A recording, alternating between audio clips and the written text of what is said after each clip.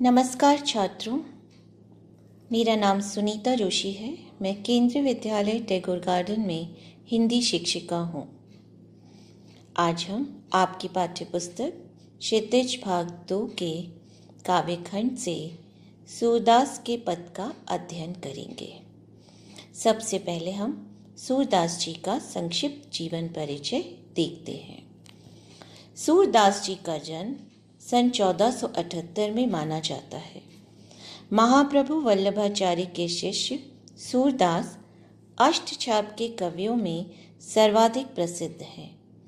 सन 1583 में पारसौली में उनका निधन हुआ। उनके 3 ग्रंथों में सूरसागर, साहित्य लहरी और सूरसारावली में सूरसागर ही सर्वाधिक लोकप्रिय हुआ। सूर वात्सल्य और श्रृंगार रस के श्रेष्ठ कवि माने जाते हैं। उनकी कविता में ब्रजभाषा का निखरा हुआ रूप है। यहाँ सूरसागर के भ्रमर गीत से 4 पद लिए गए हैं। कृष्ण ने मथुरा जाने के बाद स्वयं न लौटकर उद्धव के जरिए गोपियों के पास संदेश भेजा था। उद्धव ने निर्गुण ब्रह्म एवं योग का उपदेश देकर गोपियों की विरह वेदना को शांत करने का प्रयास किया, परंतु गोपियां ज्ञान मार्ग की बजाय प्रेम मार्ग को पसंद करती थी। इस कारण उन्हें उद्धव का शुष्क संदेश पसंद नहीं आया। तभी वहां एक भौरा आ पहुंचा। यहीं से भ्रमर गीत का प्रारंभ होता है। गोपियों ने भ्रमर के बहाने उद्धव पर व्यंग बाण छोड़े। आइए पहला पद देखते हैं। ओधो तुम हो अति बड़ भागी, ओधो तुम हो अति बड़ भागी, अपरस रहत स्नेह तगाते, नाहिन मन अनुरागी। पुर इनि पात रहत जल भीतर, तारस देह न दागी। ज्यों जल माह तेल की कागरी, बूंद न ताको लागी। प्रीति नदी में पाँव न बोर्यो, दृष्टि न रूप परागी। सूरदास अब लाहम भोरी, गुर चाटी ज्यों पागी। आइए छात्रों, अब हम इस पद के भावार्थ को समझकर उसका अर्थ ग्रहण करने का प्रयास करें। उद्धव के मुंह से प्रेम संदेशों की जगह योग साधना का संदेश सुनकर गोपियों को आश्चर्य होता है। वे व्यंग करती हुई उद्धव से कहती हैं कि ओधो तुम हो अति बड़ भागी। हे उद्धव, तुम तो अत्यंत भाग्यशाली हो। अपरस रहत स्नेह तगाते, नाहिन मन अनुरागी। अपरस का अर्थ है अछूता, अलिप्त। वे उद्धव से कहती हैं कि आप श्री कृष्ण के अत्यंत निकट रहकर भी उनके प्रेम से अछूते रह गए और उनके प्रेम बंधन में न बंध सके। आपके मन में श्री कृष्ण के प्रति अनुराग पैदा ही न हो सका।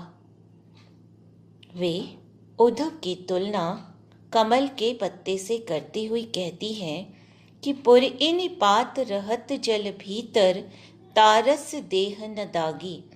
पुर इन पात कमल का पत्ता, ज्यों जल माह तेल की गागरी, बूंद न ताको लागी। वे उद्धव से कहती हैं कि आपकी स्थिति तो कमल के पत्ते और तेल लगी उस गागर के समान है जो पानी में डूबकर भी पानी से अछूती रहती है। अर्थात आपके अंदर कृष्ण प्रेम का अंश मात्र भी नहीं है। प्रीति नदी में पाँव न बोर्यो, दृष्टि न रूप परागी। हे उद्धव, आपने आज तक श्री कृष्ण की प्रेम रूपी नदी में पैर नहीं डुबोया, इसलिए आप प्रेम के महत्व को नहीं समझते हैं और ना ही आपकी दृष्टि श्री कृष्ण के रूप सौंदर्य से प्रभावित हुई। सूरदास अबला हम भोरी गुर चाटी जो पागी। कवि सूरदास के माध्यम से गोपियाँ कहती हैं कि हम भोली भाली अबला गोपियाँ हैं जो श्री कृष्ण के प्रेम में इस तरह अनुरक्त हो गई हैं कि हमारी स्थिति गुड़ से चिपटी चींटियों जैसी हो गई है। अब हम श्री कृष्ण के प्रेम को छोड़ नहीं सकते। आइए छात्रों, अब हम दूसरे पद को पढ़ें। मन की मन ही मांझ रही, कहिए जाई कौन पे ऊधो, नाही परत कही। अवधि आधार आस आवन की, तन मन बिथा सही। अब इन जोग संदेशिनी सुनी सुनी, बिरहिनी बिरह दही। चाहती हुती गुहारी जितहिते, उतते धार बही। सूरदास अब धीर धरहि क्यों, मर जादा न लही। श्री कृष्ण के मथुरा चले जाने के बाद गोपियाँ कृष्ण के वियोग में दुखी थी। वे प्रेम संदेशों और कृष्ण के आने का आधार बनाकर अपने दिन बिता रही थी। तभी श्री कृष्ण द्वारा भेजे गए उद्धव योग साधना के संदेश लेकर उनके पास आए। उनकी बात सुनकर गोपियों ने कहा कि मन की मन ही मांझ रही। हे उद्धव, हमारे मन की बातें हमारे मन में ही रह गई। कहिए जाई कौन पे ऊधो, नाही परत कही। हम अपनी पीड़ा और विरह व्यथा किससे जाकर कहें, इसे हम हरेक के सामने प्रकट भी तो नहीं कर सकते हैं। अवधि आधार आस आवन की, तन मन बिथा सही। अब इन जोग संदेशिनी सुनी सुनी, बिरहिनी बिरह दही। कृष्ण कुछ समय बाद मथुरा से लौट आएंगे, इसी उम्मीद में गोपियाँ दिन बिता रही थी और तन मन की व्यथा सह रही थी। पर उद्धव, आपके योग संदेशों को सुनकर हमारी विरह व्यथा दहक उठी है। चाहती होती गुहारी जितहिते, उतते धार बही। इस पीड़ा से मुक्ति पाने का साधन हम जहाँ से चाहते थे वहीं से अब योग की धारा बहने लगी है। अर्थात कृष्ण ही हमारी व्यथा का निवारण कर सकते थे। अब वहीं से यह योग का संदेश आया है। सूरदास अब धीर धरहि क्यों, मर जादा न लही। सूरदास जी कहते हैं कि अब हम धैर्य धारण क्यों करें, जब श्री कृष्ण ने अपनी लोक मर्यादा का पालन नहीं किया। उन्होंने अपने वचन के अनुसार लौट कर आने के वचन का पालन नहीं किया, तो अब हम किस प्रकार धैर्य को धारण करें। आइए अब तीसरे पद को पढ़ें। हमारे हरि हारिल की लकरी, मन क्रम वचन नंद नंदन उर, यह दृढ़ करी पकरी। हमारे हरि हारिल की लकरी। जागत सोवत स्वप्न दिवस निसी, जागत सोवत स्वप्न दिवस निसी, कान कान जकरी। सुनत जोग लागत है ऐस्यो, जो करुई ककरी। सूतो व्याधि हम कोले आए, देखी सुनी न करी। यह तो सूर तिन्हिले सौंपो, जिनके मन चकरी। हमारे हरि हारिल की लकरी। गोपियाँ श्री कृष्ण के प्रति अपने एकनिष्ठ प्रेम की अभिव्यक्ति करती हुई कहती हैं कि हे उद्धव, हमारे कृष्ण हारिल की लकड़ी के समान हैं। जिस प्रकार हारिल पक्षी अपने पंजों में दबी लकड़ी को आधार बनाकर उड़ता रहता है, उसी प्रकार हमारे जीवन के लिए कृष्ण आधार हैं। मन क्रम वचन नंद नंदन उर, यह दृढ़ करी पकरी। हम गोपियाँ मन, वचन और कर्म से अपने मन में श्री कृष्ण को बसाए हुए हैं। जागत सोवत स्वप्न दिवस निसी कान कान जकरी। जागते सोते दिन और रात हम तो कान्हा कान्हा जपती रहती हैं। आपका योग संदेश तो कड़वी ककड़ी के समान प्रतीत हो रहा है। सूतो व्याधि हमको ले आए, देखी सुनी न करी। योग साधना तो हमारे लिए ऐसा रोग है जिसके बारे में न तो पहले कभी देखा, न कभी सुना और ना ही कभी भोगा है। यह तो सूर्य तिन्हीं ले सोपो, जिनके मन चकरी। हे उद्धव, योग साधना का संदेश तो उन्हें देना उचित है जिनका मन चक्री की तरह घूमता रहता है, भटकता रहता है, चंचल रहता है। हमारे लिए श्री कृष्ण अनन्य है और हमारा मन उनके प्रति दृढ़ है। आइए अब अगला पद देखें। हरि है राजनीति बड़ी आए। हरि है राजनीति बड़ी आए, समुची बात कहत मधुकर के, समाचार सब पाए। एक अति चतुर होते पहले ही, अब गुरु ग्रंथ पढ़ाए। बड़ी बुद्धि जानी जो उनकी, जोग संदेश पठाई।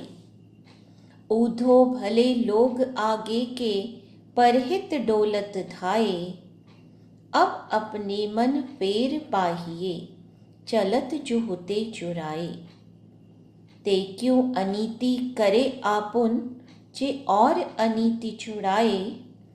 राज धर्म तो यही सूर, राज धर्म तो यही सूर, जो प्रजा न चाही सताए।